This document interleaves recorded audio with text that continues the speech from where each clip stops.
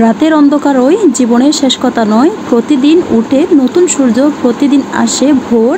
ভোরের আলোর ছটা রাতের কালিমা মুছে দিয়ে নতুন পথ দেখায়। রাতের আকাশে তুমি মোর সুখতারা, মনকে করেছো তুমি চঞ্চল বিহ্বল দিশাহারা। জীবনটাকে খেদে ভাসিয়ে কি লাভ, তাকে তুমি হেসে উড়িয়ে দাও।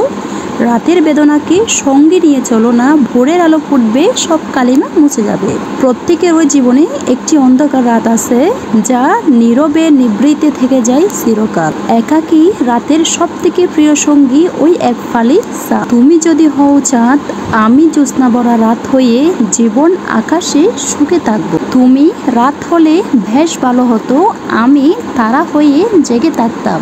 রজনীগন্ধা ফুটেছিল সেই রাতে, তুমিও যে ছিলে মোর সাথে। আধার রাতে তুমি এলে ওগো বন্ধু আমার, রেখো তোমার হাতে হাত আমার। আমি নির্ভর নির্ভয়ে হাতের স্পর্শ পেয়ে তোমার। রাত দিনের বেলা থেকে অনেক বেশি পবিত্র। ভাবনা, ভালোবাসা ও স্বপ্ন দেখার জন্য এটি একটি উপযুক্ত সময়। রাত হলো গভীরতা ও সততার বাহক। এমন কোনো রাত্রি নেই, নেই এমন কোনো হতাশা যা সূর্যোদয় এবং মানুষের আশাকে প্রতিহত করতে পারে। রাতের বেলা আমরা সকলেই অপরিচিত, এমনকি নিজের কাছেও। রাতের ঘটনাগুলিকে দিনের বেলায় বোঝানো সম্ভব নয়, কারণ বাস্তবে তার অস্তিত্ব থাকে না। রাত যে আজ একলা নেভে গেছে প্রদীপ, কাছে এসো প্রিয়, বলো কানে কানে যা আছে তোমার মনে একাকী নির্জনে। ঘুম ভাঙানি গান শুনিয়ে গাছের শাকে ডাকছে পাখি, হয়েছে ভোর উঠে পড়ো, এবার খুলো ঘুমন্তাকে। তাকিয়ে দেখো রবির আলো মুছিয়ে গেল সকল কালো।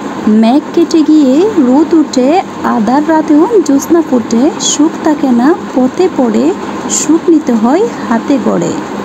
দিন কেটে গেল রাত যে কাটে না, স্মৃতিগুলো কিছুতেই পিছু হটে না। আসসালামু আলাইকুম এভরিওয়ান, আশা করি ভালো আছেন। অনেকদিন পরে আজকে নতুন একটা ভিডিও নিয়ে আপনাদের মাঝে উপস্থিত হলাম। আশা করি আপনাদের ভালোই লাগবে। এই যে দেখতেছেন কত সুন্দর একটা সমুদ্রের ভিডিও নিয়ে আপনাদের মাঝে উপস্থিত হলাম। এটা হচ্ছে সৌদি আরবের সমুদ্র, অবশ্যই আপনারা দেখে বুঝতে পারতেছেন।